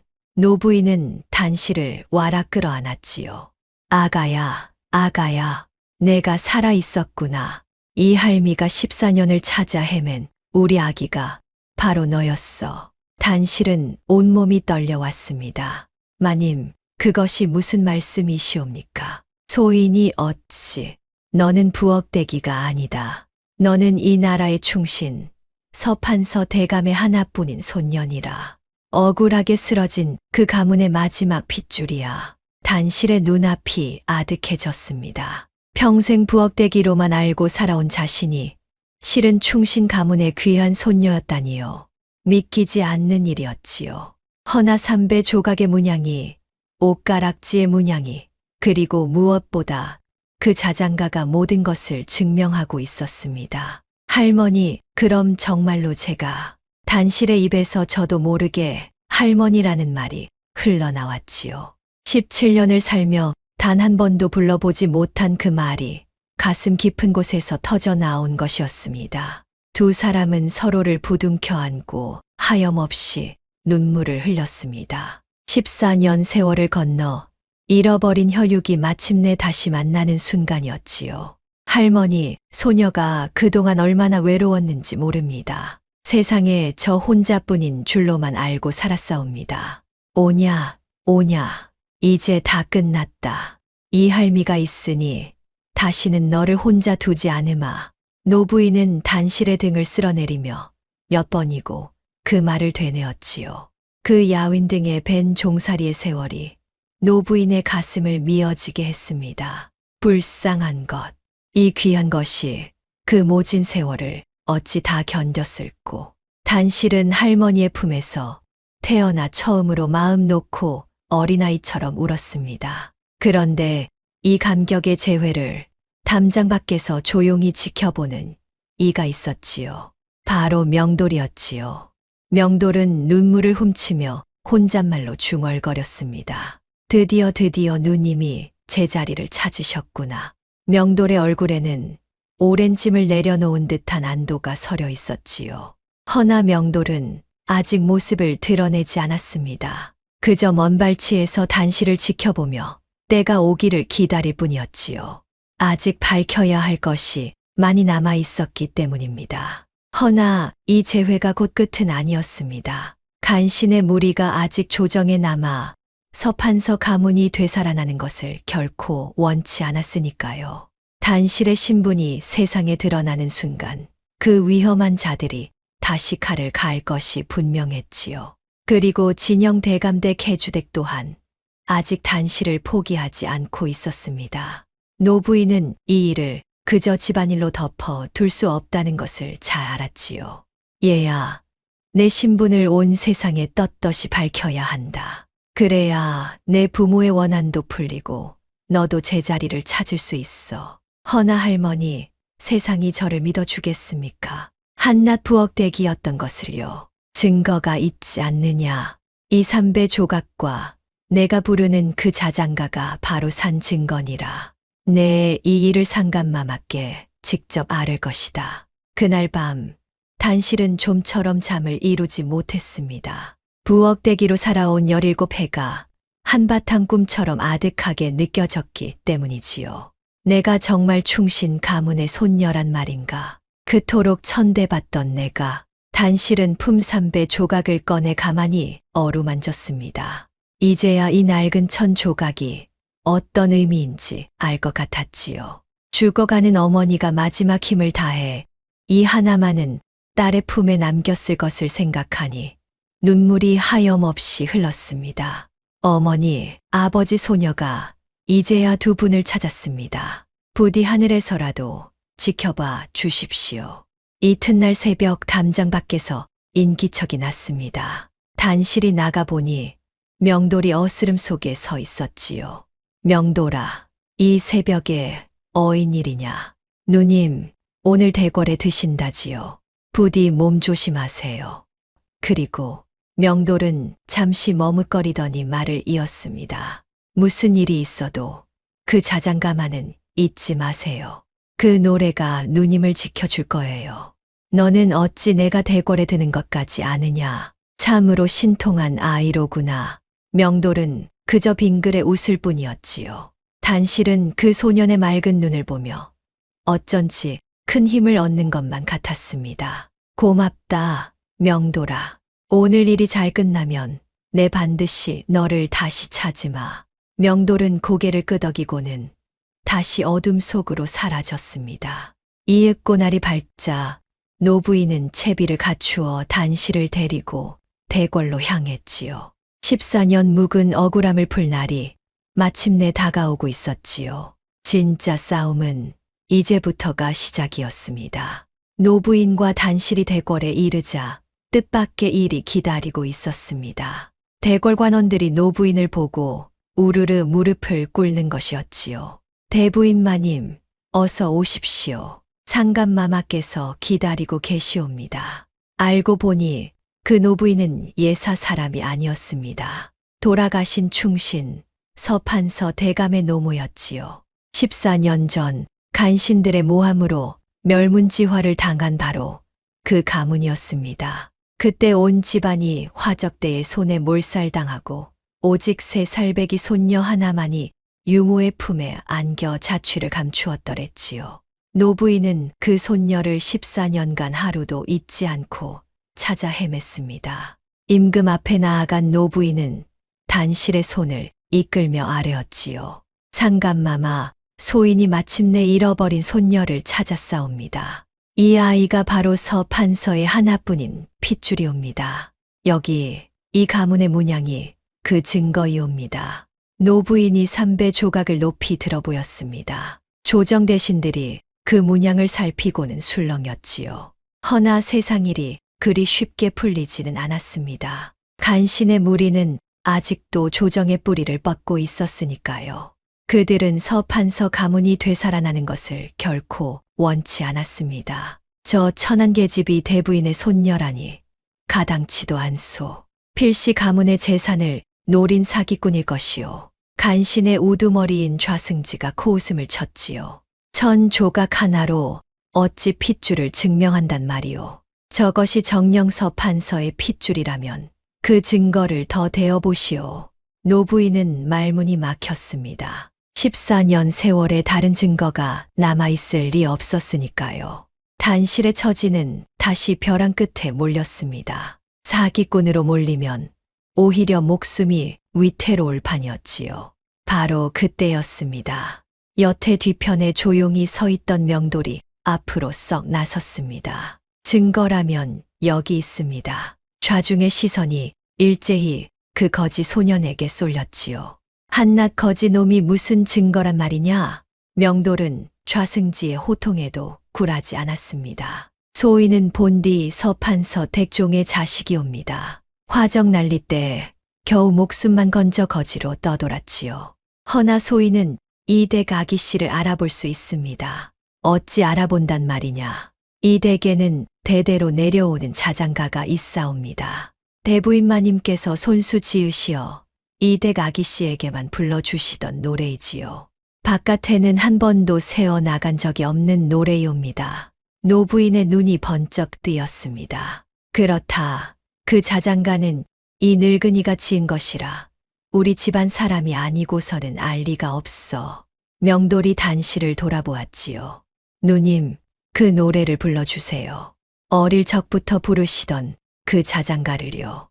단실은 떨리는 목소리로 조용히 그 자장가를 부르기 시작했습니다. 자장자장 우리 아기 꽃밭에서 잠이 드네.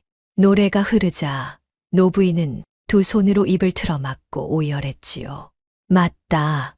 맞아, 저 노래야. 내가 우리 아기를 재우며 부르던 바로 그 노래야. 노부인이 뒤이어 그 자장가의 다음 소절을 이어 불렀습니다. 두 사람의 목소리가 하나로 포개졌지요.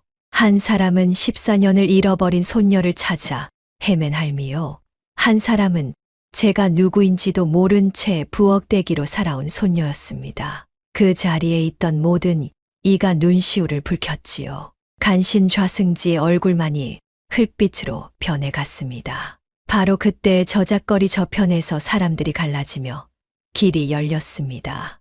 골룡포를 입은 한 사내가 위풍당당하게 걸어오고 있었지요. 단실은 그 얼굴을 보는 순간 그 자리에 얼어붙고 말았습니다. 낯익은 얼굴이었습니다. 바로 진영 대감댁에서 병들어 누웠던 그 낯선 선비였지요. 나니? 사내는 빙그레 웃었습니다. 허나 주위의 모든 이가 그 앞에 납작 엎드리며 외쳤지요. 상감마마 납시오. 단실은 그제야 깨달았습니다. 제가 산길에서 밥을 나눠주고 살려낸 그 선비가 다름 아닌 이 나라의 임금이었다는 것을요.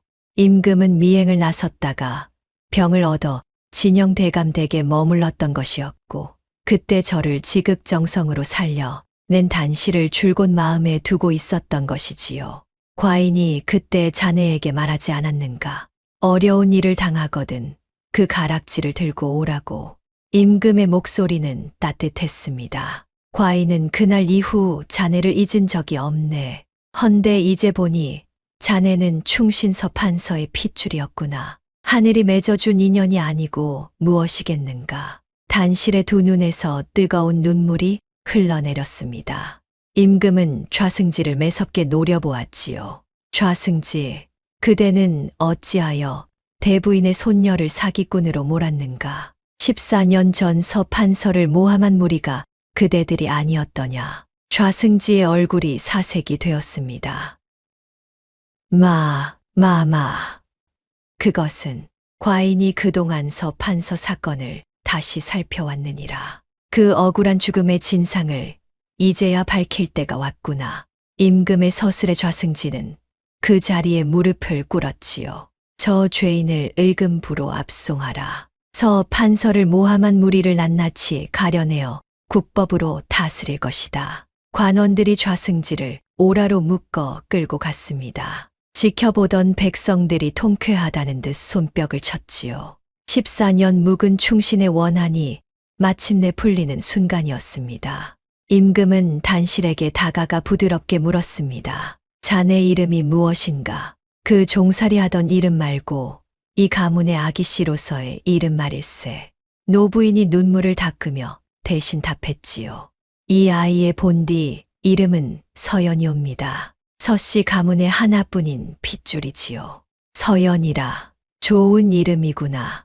임금은 단씨를 아니 서연을 지그시 바라보았습니다. 과인은 자네를 후궁으로 맞이하고자 하네. 자네의 그 맑은 마음을 과인은 이미 그 산골에서 보았느니라. 허나 단실은 고개를 저었습니다. 마마, 황공하오나 소녀는 부귀영화를 바라지 않사옵니다. 다만 억울하게 돌아가신 부모님의 명예를 되찾고 할머님을 모시며 살고 싶을 뿐이옵니다. 그 말에 좌중이 다시 한 번 술렁였지요. 부귀영화를 마다하는 처녀라니 세상에 이런 일이 어디 있겠습니까? 임금은 그런 단시를 더욱 귀히 여겼습니다. 과인이 자네를 탐낸 것은 그 지체 때문이 아니었네. 바로 그 마음 때문이었지. 자네 같은 사람이 곁에 있어야 과인이 백성을 바로 살필 수 있을 것이야. 그 진심 어린 말에 단실도 마침내 고개를 숙였습니다. 한편 송화고을의 진영 대감댁에서는 발칵 뒤집힐 일이 벌어지고 있었지요. 대궐에서 파발이 내려온 것입니다. 부엌댁이 단실이 실은 충신서 판서의 손녀이며 곧 후궁으로 책봉된다는 소식이었습니다. 해주댁은 그 소식을 듣고 그 자리에서 혼절할 뻔했지요. 그럴 리가 없다. 그 천한 부엌대기가 그 종년이. 허나 이어진 소식은 더욱 청천벽력이었습니다. 단실을 죽이려 자객까지 보냈던 그 죄상이 낱낱이 대궐에 알려졌다는 것이었지요. 임금은 진영대감과 해주댁을 한양으로 압송하라 명하였습니다. 이제 심판의 날이 다가오고 있었습니다. 그런데 그 무렵 보미는 어찌 되었을까요? 해주댁은 파발이 내려오기 며칠 전 온갖 수를 다 써서 보미를 간택 자리에 밀어넣는데 성공했더랬습니다. 보미는 화려한 비단옷을 두르고 대궐 간택장에 들었지요. 허나 곱게만 자란 티, 교만한 심성은 상궁들의 눈을 속일 수 없었습니다. 걸음은 팔자걸음이요. 어른께 답하는 말투에는 건방이 뚝뚝 흘렀지요. 게다가 다른 처녀를 흘겨보며 비웃는 그 표독한 눈매까지 낱낱이 상궁들의 눈에 들어왔습니다. 저 처녀는 지체는 갖추었으나 심성이 바르지 못하구나. 후궁의 그릇이 아니다. 보미는 첫 심사에서 보기 좋게 떨어지고 말았지요. 그뿐이 아니었습니다. 보미를 지켜보던 상궁들은 하나같이 고개를 저었지요. 인물은 그런대로 반반하나 그 심성이 바르지 못하니 어찌 국모의 곁을 지킬 그릇이라 하겠는가. 보미는 그 말뜻도 모른 채 분을 사귀지 못하고 씩씩거렸지요. 제가 그토록 업신여기던 부엌대기가 곧 후궁이 되리라는 것을 그때는 꿈에도 몰랐던 것입니다. 교만한 자의 앞길은 이렇듯 제 발밑부터 무너지는 법이었지요. 한편 임금은 명도를 불러 그 공을 치하했습니다. 거지 소년이라 하나 내 눈은 어느 대신보다 밝았느니라. 부엌대기 속에 숨은 귀한 그릇을 알아본 것도 너요. 그 핏줄을 증명한 것도 너였다. 명돌은 황공하여 고개를 숙였지요. 소인은 그저 옛 은혜를 갚았을 뿐이옵니다. 서 판서댁은 미천한 소인의 어미를 사람으로 대해준 유일한 분들이었사옵니다. 기특하구나.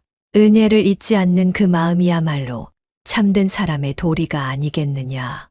임금은 명돌에게 벼슬을 내리려 했으나 명돌은 이를 사양했습니다. 소인은 배운 것이 없어 벼슬은 감당할 수 없사옵니다. 다만 아기씨 곁에서 그 은혜를 마저 갚을 수 있게 해주소서. 노부인은 그런 명도를 손수 일으켜 세웠지요. 고맙다, 아가야. 내가 아니었으면 이 늙은이는 죽어서도 눈을 감지 못했을 것이다. 이제부터 너는 우리 집안의 은인이니라. 명돌의 두 눈에서 뜨거운 눈물이 흘렀습니다. 거지로 떠돌던 소년이 마침내 사람으로서 마땅한 자리를 되찾는 순간이었지요. 그리고 그 모든 것을 지켜보던 단실의 마음에도 형언할 수 없는 감사가 차올랐습니다. 마침내 심판의 날이 밝았습니다. 진영대감과 해주댁이 오라에 묶여 대궐뜰에 끌려왔지요. 높은 자리에는 임금이 앉아 있었고 그 곁에는 곱게 단장한 단실이 서 있었습니다. 검댕을 씻어 낸 단실의 얼굴은 그야말로 눈부시게 고왔지요. 부엌대기에 초라한 무명옷 대신 비단으로 지은 고운 옷을 입고 있었습니다. 해주댁은 그 모습을 알아보고는 기절할 듯 놀랐지요. 저것이 정령 단실이란 말인가? 임금이 준엄한 목소리로 물었습니다. 진영대감, 그리고 그 부인은 들으라. 그대들은 충신서 판서의 손녀를 종으로 부리고 모진 학대를 일삼다 못해 끝내는 자객을 보내 그 목숨까지 해치려 하였다. 이 죄를 인정하는가? 진영대감은 벌벌 떨며 머리를 조아렸지요. 마마, 소신은 정녕 몰랐사옵니다. 그 아이가 그런 귀한 핏줄인 줄은. 허나 해주댁은 달랐습니다. 억울하다는 듯 소리를 높였지요. 마마, 소인은 그저 버릇없는 종을 좀 다스렸을 뿐이옵니다. 어찌 그것이 죄가 되옵니까? 그 순간 단실이 조용히 앞으로 나섰습니다. 마님, 그날 밤 마님께서 제 방에 자객을 들이신 것을 소인은 똑똑히 기억하옵니다. 무슨 소리냐? 증거도 없이. 바로 그때 뜰 밖에서 한 사람이 들어섰습니다. 다름 아닌 종래였지요. 소인이 다 보았사옵니다. 마님께서 험상궂은 사내에게 은자를 쥐어주며 단실이를 없애 달라 이루시는 것을 이 두 눈으로 똑똑히 보았사옵니다. 종래는 임금 앞에 엎드려 그날의 일을 낱낱이 아뢰었습니다. 한밤중에 칼을 든 사내가 단실의 방에 숨어들었고 자신이 소리쳐 단실을 깨워 겨우 목숨을 구했다는 것을요. 그 일로 자신은 광에 갇히는 벌을 받았으나 단실이 무사히 도망친 것만은 천만다행이었다고 말입니다. 해주댁의 얼굴이 흙빛으로 변했습니다. 더는 발뺌할 수가 없었지요. 이래도 그대의 죄가 없다 하겠는가. 임금의 호통에 해주댁은 그의 털썩 주저앉고 말았습니다. 자기가 가진 것에 만족할 줄 모르고 남의 것까지 탐하여 죄 없는 이를 해치려 한 죄. 그 벌을 어찌 면할 수 있겠는가. 그런데 그때 뜻밖의 일이 벌어졌습니다. 해주댁이 갑자기 단실의 치맛자락을 붙들고 매달린 것이지요. 단실아, 아니 아기씨. 지난 날은 다 이 늙은이가 어리석어 그런 것이니 제발 한 번만 용서해 다오. 내 너를 딸처럼 여기지 않았느냐. 그 뻔뻔한 말에 좌중이 어이없어 웅성거렸습니다. 딸처럼 여기기는커녕 얼음물에 손을 담그게 하고 매질하던 것이 누구였습니까? 단실은 잠시 그 얼굴을 내려다보았지요. 원망이 없었다면 거짓말일 것입니다. 허나 단실의 마음속에는 미움보다 더 큰 것이 자리하고 있었지요. 마님, 저는 마님을 원망하지 않습니다. 그 모진 세월이 없었다면 저는 사람의 귀함을 이토록 사무치게 알지 못했을 테니까요. 단실의 담담한 말에 해주댁은 오히려 고개를 들지 못했습니다. 다만 죄는 죄이니 나라의 법이 마땅히 다스릴 것입니다. 그것은 제가 어찌할 수 있는 일이 아니지요. 임금은 그런 단실을 대견하게 바라보았습니다. 원수를 앞에 두고도 사사로운 미움으로 법을 굽히지 않는 그 마음이야말로 참으로 귀한 것이었지요. 이윽고 임금은 준엄하게 형을 내렸습니다. 진영 대감댁의 재산을 모두 몰수하고 해주댁은 그 죄를 물어 관비로 삼도록 하였지요. 한때 남을 종으로 부리던 자가 이제 스스로 종의 신세가 된 것입니다. 곱게 자란 딸 봄이 또한 그 집안과 함께 몰락하여 하루아침에 오갈 데 없는 신세가 되고 말았지요. 관비가 되어 끌려가는 해주댁의 몰골은 처참했습니다. 한때 화려한 비단을 두르고 종들을 호령하던 그 위세는 온데간데 없었지요. 거친 무명옷을 걸치고 관아에 물을 깃는 신세가 되었으니 이제야 제가 부리던 종들의 고초를 뼈저리게 알게 되었을 것입니다. 봄이 또한 마찬가지였지요. 후궁 마마님이 되어 세상을 발밑에 두려던 꿈은 산산이 깨어지고 이 집 저 집 눈칫밥을 얻어먹는 처량한 신세가 되었습니다. 지켜보던 백성들이 저마다 한마디씩 하였지요. 저것 보게 남을 종으로 부리던 이가 종이 되었네 그려. 제 딸을 후궁 만들겠다고 죄 없는 아이를 팔려던 버리지. 거참 하늘이 무섭다는 말이 빈말이 아니로구나. 남을 해치려던 함정에 제가 빠진 게지. 인과응보야, 인과응보. 구경 나온 사람들은 통쾌해하면서도 한편으로는 옷깃을 여미며 제 마음을 돌아보았습니다. 남을 업신여기고 탐욕을 부리던 자의 끝이 어떠한지를 두 눈으로 똑똑히 보았기 때문이지요. 심판이 끝나고 임금은 단실을 후궁으로 맞이하였습니다. 허나 단실은 부귀영화에 취하지 않았지요.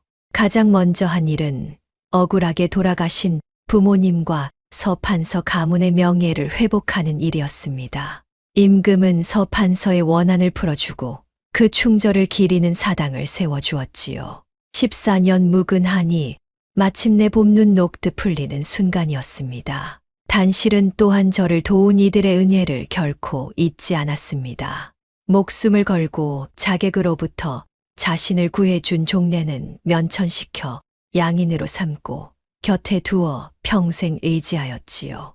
그리고 명돌은 단실의 곁에서 든든한 벗이자 지킴이가 되어 주었습니다. 거지로 떠돌던 소녀는 이제 어엿한 사람이 되어 제가 알아본 그 귀한 인연 곁에서 오래도록 복을 누렸지요. 하루는 단실이 명돌을 조용히 불러 물었습니다. 명돌아, 나는 아직도 궁금한 것이 있어.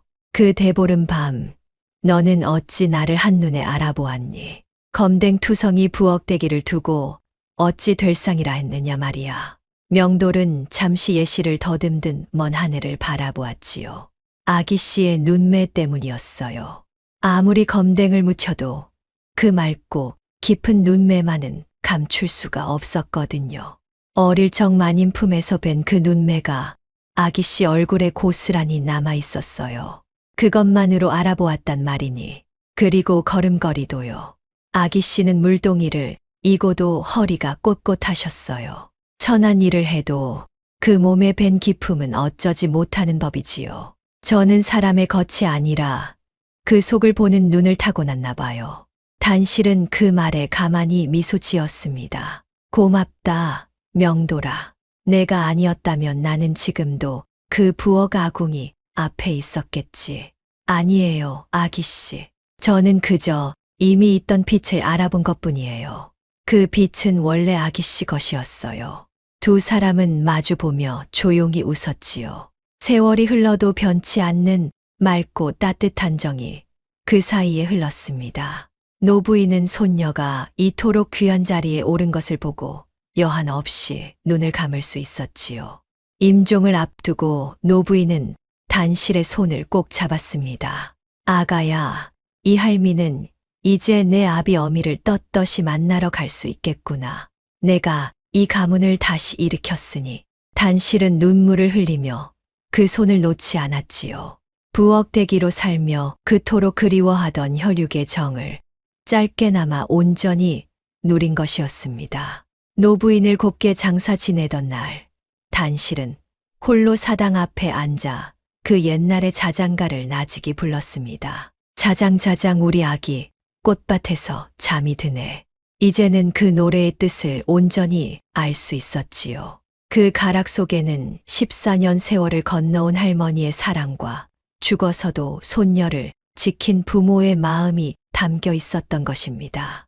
문득 단실은 쫓기는 몸으로 낯선 길 위에서 이 노래를 부르며 눈물 짓던 그 밤을 떠올렸습니다. 세상에 홀로 버려진 듯 사무치게 외롭던 그 밤, 이 노래 하나가 저를 지켜주었지요.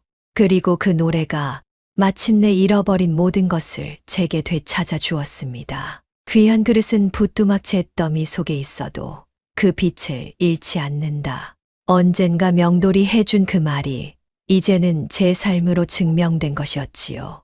문득 단실은 부엌 아궁이 앞에서 검댕을 묻히고 살던 지난 날을 떠올렸습니다. 그 시절 담을 넘어와 제 앞에 무릎 꿇던 거지 소년의 목소리가 귓가에 되살아났지요. 누님은 이런 데 있을 사람이 아니에요. 그 말이 씨가 되어 오늘의 이 모든 일이 이루어진 것이었습니다. 세상 사람들은 겉모습만 보고 사람을 업신여기지만 참으로 값진 것은 아무리 초라한 데 묻혀 있어도 언젠가는 제 값을 드러내는 법이지요. 부뚜막 잿더미 속에 묻혀 있던 옥이 마침내 제 빛을 찾은 것처럼 말입니다. 훗날 단실은 어진 마음으로 백성을 살펴 온 나라의 칭송을 받는 후궁이 되었다고 합니다. 그리고 사람을 알아보는 눈을 가졌던 그 거지 소년의 이야기는 오늘날까지도 전해 내려오고 있지요. 아무리 어려운 처지에 놓이더라도 바른 마음을 잃지 않으면 언젠가 반드시 그 진가를 알아주는 이를 만나는 법입니다. 귀한 그릇은 잿더미 속에 있어도 그 빛을 잃지 않는다는 옛말이 참으로 그르지 않았지요. 여러분의 곁에도 아직 검댕이에 가려 보이지 않는 귀한 인연이 있을지 모릅니다. 부디 겉모습만으로 사람을 함부로 판단하지 마시기를 바랍니다. 사람들은 이 이야기를 두고두고 서로에게 들려주었습니다. 아무리 천한 자리에 있는 이라도 함부로 업신여겨서는 안 된다는 것을요.